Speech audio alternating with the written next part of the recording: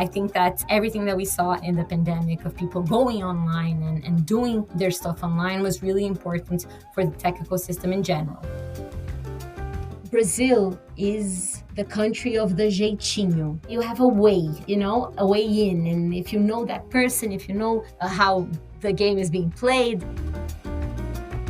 Hello and welcome to Brazil is Not for Beginners. Today our guest is Julia de Luca. Julia is an investment banker doing tech coverage at ItauBBA. She is also the author of the LatAm Tech Weekly Newsletter about tech trends in LatAm. Julia, thank you so much for joining me today. Thank you. Thank you for the invitation. I'm excited to be here. Yeah, we are really excited. You just released a report called The Next Big Thing about tech trends in Latin America, where you spoke to a ton of leaders.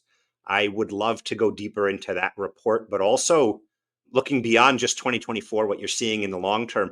But maybe before we do that, I'd love to learn a little bit more about Julia and how you got into this. You are from Rio and a self-professed sun lover. And so I'm wondering how you ended up an investment banker in Sao Paulo. Yes. So as you mentioned, I'm originally from Rio and I do love the sun. My favorite color is also yellow. So Great to know. I think that has a lot to do with it. So I actually studied in American school all my life in Rio. And then I went on to do my major in economics at PUC-Rio. Great school. Yes, great school. I don't regret it a bit. I think it was amazing. I lived abroad while I was in school. So I lived in Madrid for a while and then came back and started my career in private equity for around a year and a bit in a firm called Icatu. Right after that, I went still as an intern to Gavia. And then I became a full-time employee when I graduated, but 3 months after, and I was at Gavia for around 5 years. After Gavia, so at Gavia, I did investor relations, and I was actually responsible for the coverage of global growth and funds that would invest in the hedge fund and in the private equity strategies, right? And then right after Gavia, I had my first, I would say, encounter with technology because I went to work at Stone Payments, which is already, now it's a very big and known company, right? Publicly traded. One of the first unicorns, right? Yes, acquire, publicly traded. But at the time, it was a private company, and this was around 2017. So it was a big company already, but not that big. And it was the first time I had left, I would say, quote unquote, traditional finance to be at a firm that had tech at its core. And it was amazing. I learned a lot. And were you still based in Rio then? Yes. Okay.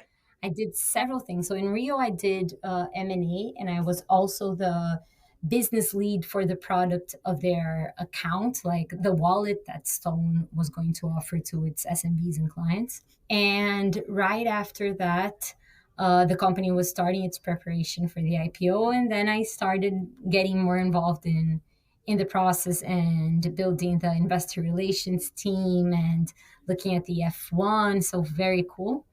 And then after around a year and a half at Stone, I came to Itaú, which I'm now a little over 5 years as well.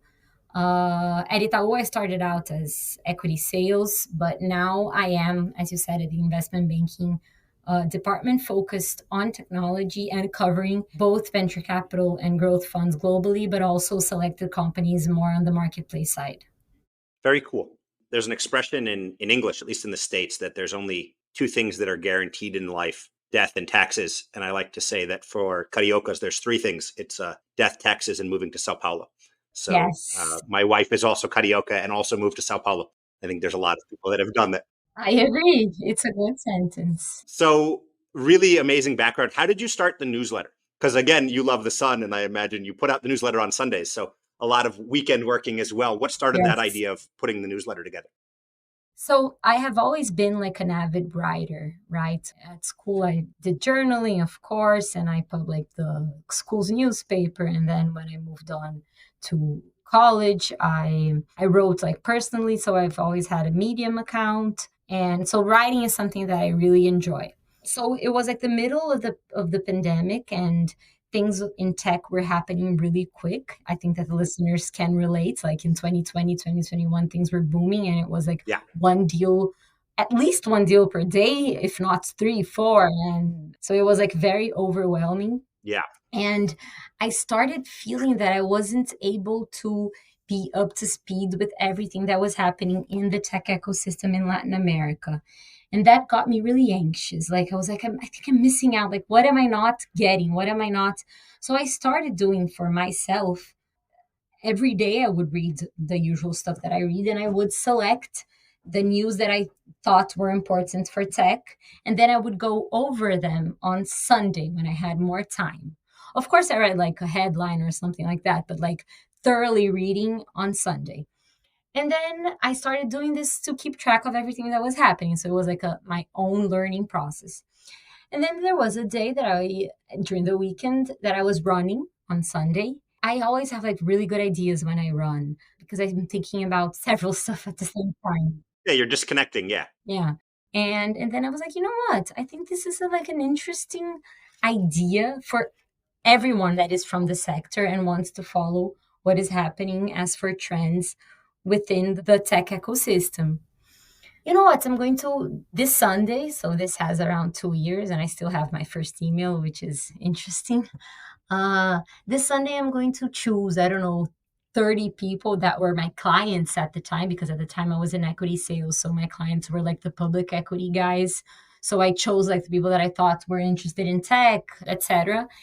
And I said, I'm going to send out to this list, it was like around 30 people in blind copy, the things that I found interesting by each day of the week. And then that's how the newsletter started. And like in, I don't know, 2 weeks, it had already like 300 people That's great. asking. So like one would send to the other, one would send to the other one.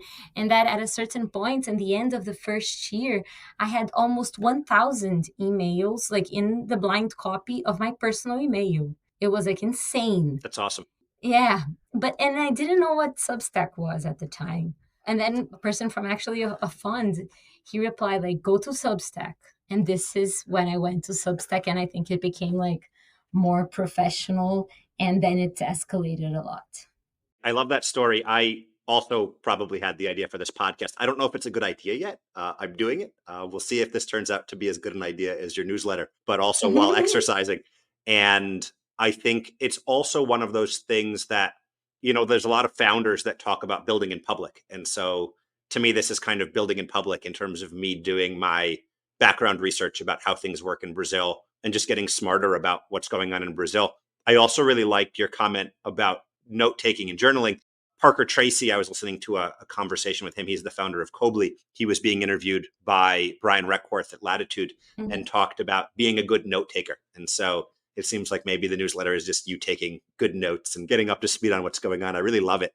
So you just put out this big report with Lucas Abreu, the next big thing. You have this weekly newsletter that you put out looking at what's happening. And I think you do a really good job of taking a step back and not just covering the news of the week, but trying to relate it to some of the bigger trends that are going on.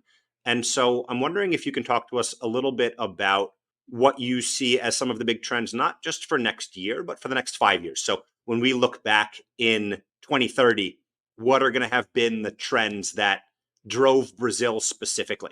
And I'd love to get it in that context of Brazil. So, obviously there's fintech. One of the things that I've learned being here is how big gaming is. There's a lot of people that talk about, AI. Is AI going to work in Brazil? Is it going to be big here? Is it going to be big somewhere else? So I know I've planted a couple seeds here, but I'd love to hear your thoughts on what are the big trends that are coming up. Oh my God. First of all, this is a very difficult question. And if I get this right, I don't know, I'm probably going to be really successful in 2030. But to your point, like, I think that just the value of always giving some context on current events is what makes my newsletter special, right? So at the end of the day, like just doing a clipping and sending over to people, yeah, it's cool because I read several stuff, but it's not that different. I think that it becomes different when you put it in a worldwide context with like the moving pieces and what's happening. So this is what I try to do in my introduction of my newsletter. Looking at the current trends for Brazil and for the region, I think that there are a lot of stuff to go over, but I'm going to choose the things that I believe the most. Yeah. What So has you excited is the question. I think that the pandemic, it was really important for the society in Brazil on the B2C side, right? So consumers to become more tech, right? So Yeah. people were forced to do things that in the past they were skeptical, such as like big purchases in e-commerce or having bank accounts and like doing transactions online and not seeing a person physically, et cetera, et cetera. These were like fears from the past that the pandemic was able to force people to let go, right? Yeah. So with Agreed. that, the consumer became very digitalized, right? The end consumer. And this coupled with the fact that Brazil has more mobile phones than people, and that we are early adopters in everything that comes out in the internet. Apart from this, I think that everything that we saw in the pandemic of people going online and doing their stuff online was really important for the tech ecosystem in general. Doing a parallel to businesses, this was not specifically true to businesses, right? Of course, you have the SMBs that needed to go on iFood or Happy, but when you look at like softwares for businesses, definitely we are a couple of steps back. So what I see happening now is that after so the consumer, so you have a scenario that the consumer is super digitalized and he is to that sense, wanting faster and more like accurate and straight to the point offers and services from businesses. You have on the other side businesses that are trying to catch up. And what we're going to see now and what we're seeing now is like the lots of B2B softwares coming and emerging because this is what's needed for these businesses to become more tech savvy and like be in line with what happened on the consumer side. So I think that one big trend is definitely softwares for businesses. So this is one thing that I think it still has a lot of room to grow and to evolve a lot. It's not clear who's going to be like a winner, so I think that there's a lot to happen in this space. It's really interesting because coming from the US, we also talk a lot about the small business, and there's a lot of solutions out there to improve financial management and be the CRM or be all of these different things. And you mentioned Brazil being a couple steps behind, and Brazil is always at the extremes in that it's always ahead and behind at the same time. Hmm. And so what's really neat about Brazil actually is, you've had the electronic receipt, the nota fiscal electronico for years, Hmm. which is not something that we have in the US. And so the fact that the nota fiscal is registered with the central bank is allowing for companies that do, factoring or receivable financing. Hmm. And so you're starting to see companies in those spaces. So Brazil is both advanced and behind at the same time, which I always find really interesting. And I think it creates a lot of opportunity. And I agree that there's going to be a lot of solutions for SMEs. The government just passed some new rules about duplicatos, which are another kind of invoice. Hmm. And so I agree that there's going to be a lot around B2B software, specifically in the finance space. So I agree 100%. The picture that you're painting, which is the following, right? And this ties into the second thing that I was going to mention. We are a country that the Brazilian central bank is an example for everything and everyone. We are pro competition. We are the, I would say, the second country worldwide to do instant payments. Goes really well. I didn't think it was going to work. I looked at what happened in Mexico and they did it in Australia and all these places. And I was dubious Yeah, that Pix was going to work, but it but did. it worked because the central bank did a good job on implementing it, right? Yeah. So but then to your point, what it's interesting is that you go like on a padaria, right, to buy your bread in the morning, and the guy is at the counter and he's like, do you want to pay using Pix? You're like, sure, which is very tech, right? You know, 3 reais in Pix. And then when you look at him, he's writing down on a notebook what he just purchased. So that's like the type of, I would say, situations that we face here in Brazil, is like the really tech savvy versus something that's like very simple and very traditional and I would say like old, right? Yeah. We had an investor of ours visiting maybe 3 weeks ago. We went out for a happy hour to a bar and they had the card system, but then the person wrote down the order at the same time that they'd given us the card. And we were like, he was very confused. He's like, are they tech or are they not tech? So Exactly. can relate 100% to that. Yeah. So then my second point, if we're talking specifically about Brazil, I think that this trend of what the central bank is doing and like fostering new competition and the thing of the duplicatas that you mentioned and the receivables and Drex, which is our CBDC and peaks. I think that there's lots to happen and lots to do in this space. And as a consequence, we're going to see new companies, fintechs emerging as for like different business models and stuff that are going to cater specifically to these new regulations that are coming out. And as the population becomes more educated and more technological, this tends to speed up even more, right? So I think that this is a big trend for the region. Talking about artificial intelligence, I think that the game is being played by the big tech companies in the US, right? Similar to what happened like with the cloud, I think that they're going to be the big providers and everything on top are going to be like applications and different programs on top of the core technology. When we look at Brazil, I think that there are interesting cases starting to come up, but still, like say, use cases of the already built in language models of GPT, for example. But I think that all companies like will embrace it. I was looking at a research recently that it's like around 89% of Brazilian CEOs of the big companies, like it's artificial intelligence is a theme that they are discussing personally, right? So similar to everywhere in the world, I think it's going to be something that we're going to adopt, we're going to embrace. Yeah.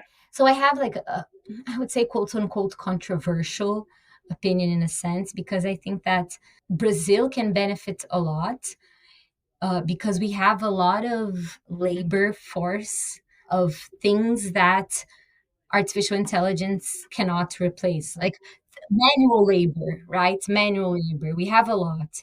So I think that with artificial intelligence, I think that these guys are going to be even more valued. Like it's interesting that when you go like to the US, something that you pay here, nothing, you pay like on the manual labor side, you pay like times 10, right?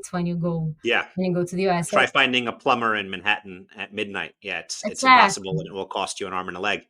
It comes back to that point, I think, about Brazil being on the extremes.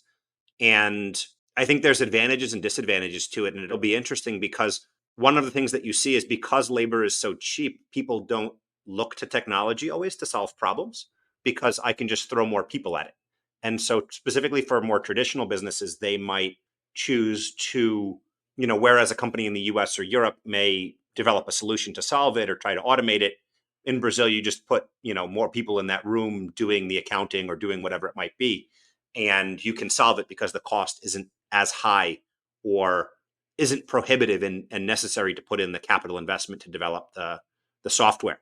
So I'm interested in that. And the other thing I think about AI is there's a ton of data that's not being used. And it ties a little bit into my segment where I'm looking at independent workers and people that make lumpy incomes and that aren't in the traditional financial space. But Brazil was a negative credit score until recently, and now they're adopting the positive credit score. And I think that there's going to be a lot of use cases around solving the data or using the data that's available in the public record with things like PICs and everything else to create more solutions for people.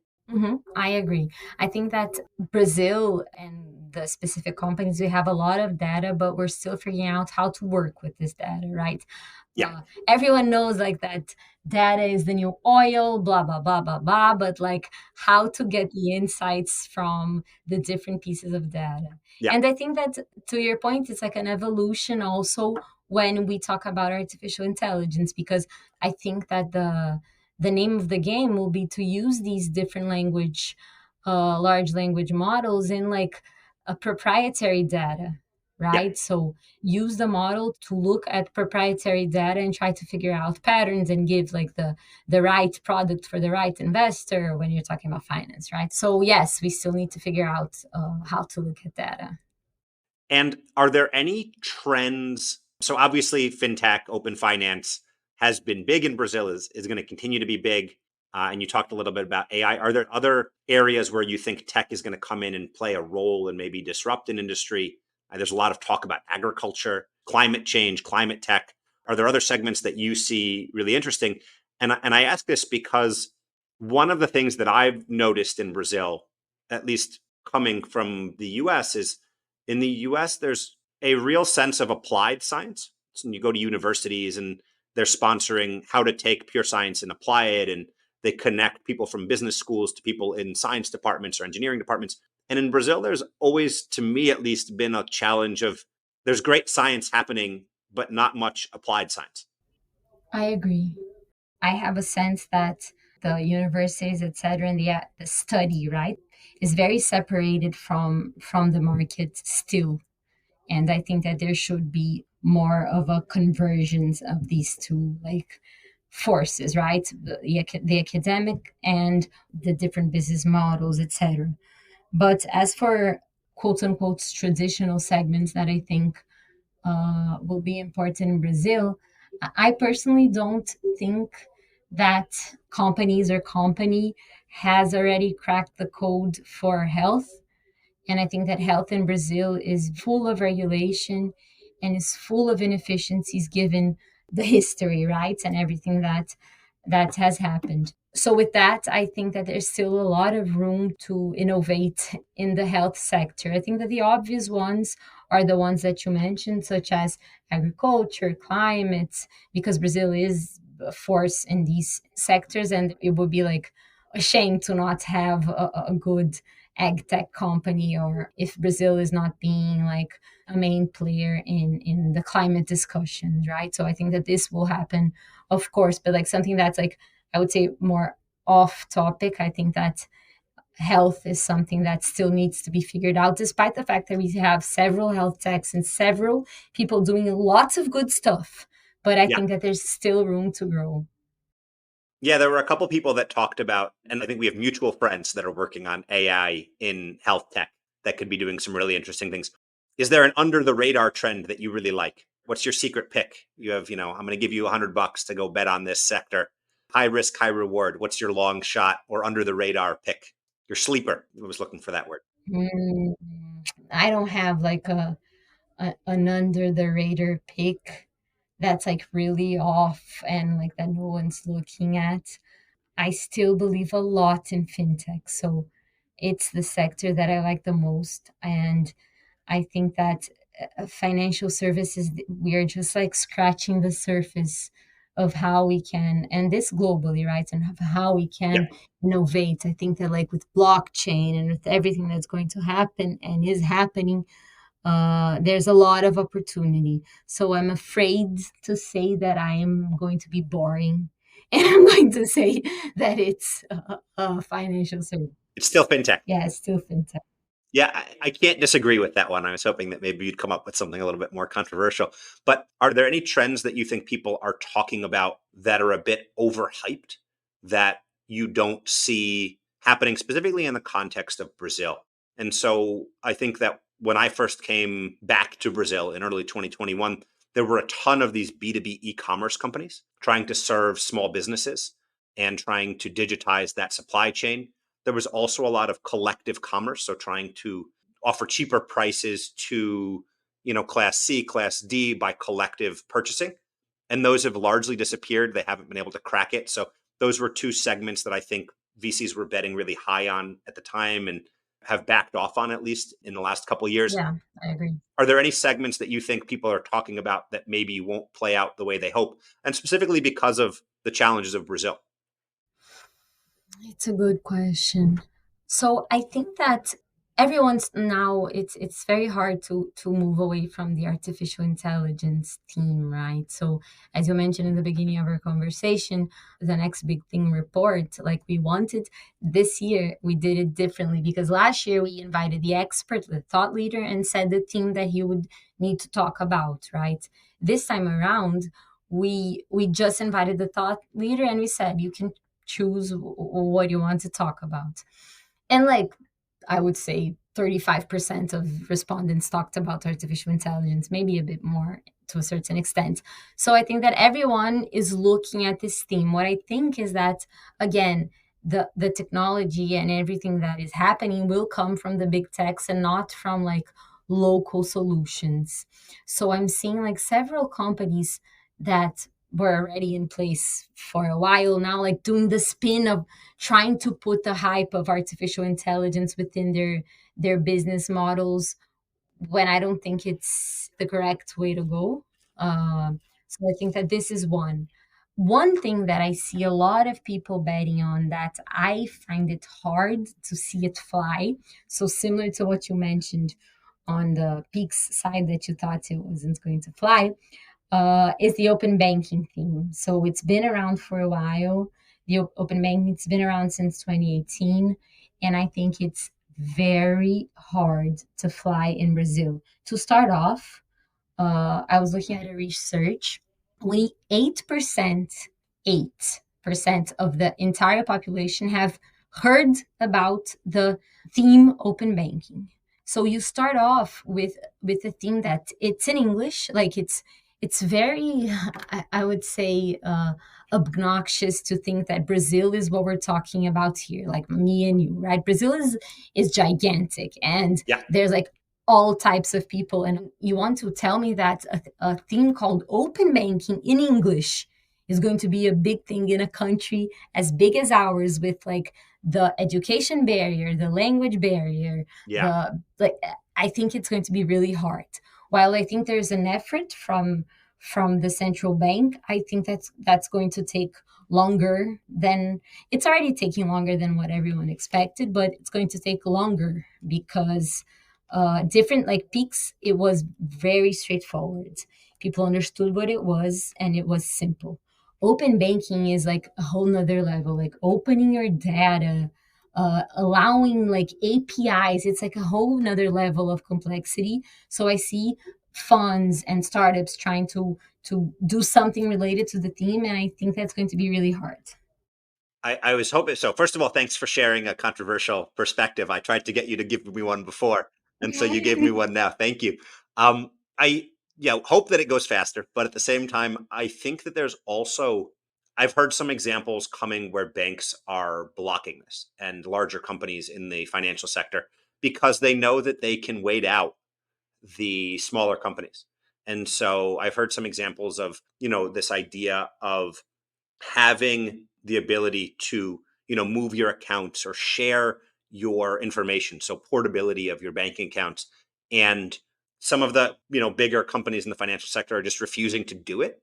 And so by the time that I, as a small startup, even being VC backed and being in good condition, would be able to win a judgment to force that bank to do it, I've spent all my money and haven't been able to build a legitimate business plan. And so I've actually heard some stories of companies that were going after this now having to move to other types of models because they just don't have the resources to put up the fight against these big banks. So interesting perspective. I appreciate it. And I think that until the big banks are forced to do it, which is what the central bank did with PICs, it's going to be hard to see real movement. And the leader in open banking right now is Nubank, which is a digital bank that's incentivized to do this. And the bigger traditional banks are maybe less incentivized. So it'll be interesting to see how that plays out. Moving on from this and kind of also looking forward, what is your take on the local tech and innovation ecosystem generally? So what should foreign investors and companies know about it?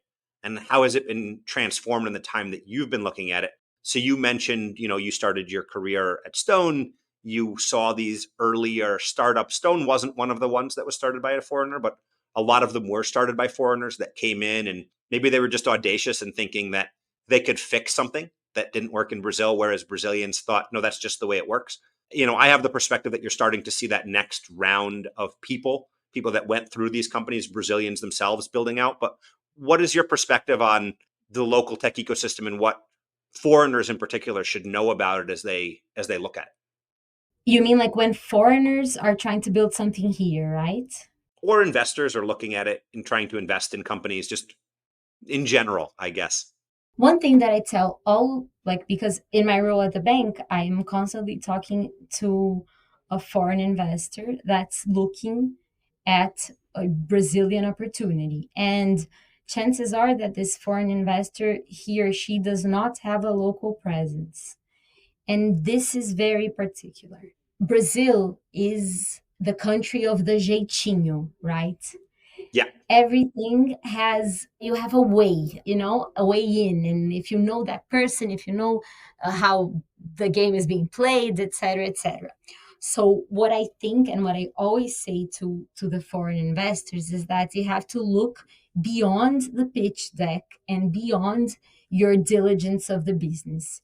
You have to talk to people that know the founder on a personal level, that because there are, even more so if you're sitting in the US, there are a lot of ways to do several jeitinhos to be a good story, but at the end it's not, or at the end it is. I don't know, right? So I think that my first piece of advice, if it were for an investor, is do actual reference check on the person, on the business model, if it actually works, because Brazil has several particularities that when you sit in the US you cannot see, right? So this, I would say, is the first thing. And it's also valid for a person that is founding a company. Again, is very challenging to hire, very challenging to fight bureaucracy if you don't know anyone. It's like, I find it really, and I admire the gringos and right that try to build a startup in Brazil, because I think that the complexity is added like times 50. So again, try to surround yourselves with locals, because that's how you're going to figure out and get your way around everything. Do you think the profile of the entrepreneur has changed in the time that you've been here, in the time that you've been covering the tech segment? For sure. For sure, for sure. The profile of the entrepreneur has developed a lot, which goes hand in hand to the development of the tech ecosystem in general, right? So, uh, as the ecosystem matures, like a founder is like that founded a company back in 2016 or 15 or 14 is already at his third company. So he has learned a lot and he became another individual. His first employee of that company that didn't understand anything about technology already worked in other three companies and now has decided to build his or her own company, right? So what's happening is that the entrepreneurs, they are becoming better, right? And to understand the challenges, to pivot to a new solution or business opportunity, etc. And this also goes hand in hand with the fact that across, like with time, the world is becoming very connected, right? It seems obvious, but like all information is available a click away, right? Yeah. So now it's easy for these entrepreneurs to understand what has happened, I would say, like in the US with a certain product, and then try to learn from the mistakes and replicate this here, right? So I think that the profile has changed a lot. Very cool. And you talked a little bit about this already, but what advice do you have for maybe more well established tech companies that are looking at Brazil? And so I think recently we've seen a few companies come to Brazil and leave, a couple relatively high profile ones, especially in the fintech space. Mhm. And so, what advice do you have for them coming to Brazil? And what do you think has been the difference between some of the companies that have come into Brazil and succeeded and some of the ones that have come into Brazil and then had to leave? I think that the Brazil game has to be played if you have a local partner, right? So if you want to come to Brazil, if you are a big tech company, the best way to do it is through an acquisition. an acqui-hire or whatever you want, you name it, of a local guy that already understands the business. I think that this is I would say the first point. And the second point is that in the US, things adjust really quickly, right? If the central bank says, I don't know, we're going to cut once Fed funds, like all of the market almost instantly adapts and prices in what's happening. It's different in Brazil, right? It takes a while. So it's not that efficient, I would say, because the markets are less developed.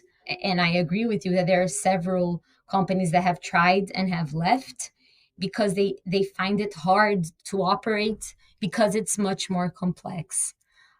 So I would like the tip that I would say is hire local. Like you can't have the leads of the country sitting in New York. Like you can't. And it needs to be someone that has experience and has connections in the country. And second, if you can or have the resources to conduct an M&A to try to enter the space through the M&A because you're going to learn a lot. Interesting. I like those points. And I think it ties into something that's been a pretty common theme in the conversations that I've been having here is also that idea of having commitment to Brazil and building learning over time. And so if you don't have it, then find a way to acquire it quickly, maybe through an M&A is an option if you're not able to put in the time to really build those connections yourself and do it yourself. Exactly. One of the things that I always ask my guests, and heading towards the end of the conversation here, is the expression Brazil is not for beginners. What does that mean to you when you hear it or when you tell it to people? No, Brazil is not for beginners is like the best sentence to start off, like because it's actually what Brazil is. Uh, so when I say that to other people, which in Portuguese is Brasil não é para amadores, right? It's be smart. Watch out because if you're not like really paying attention, you might be like someone might be doing something behind your back that you don't even know. And at the end, you're not going to even notice. And that's what it means that Brazil is not for amateurs. Great.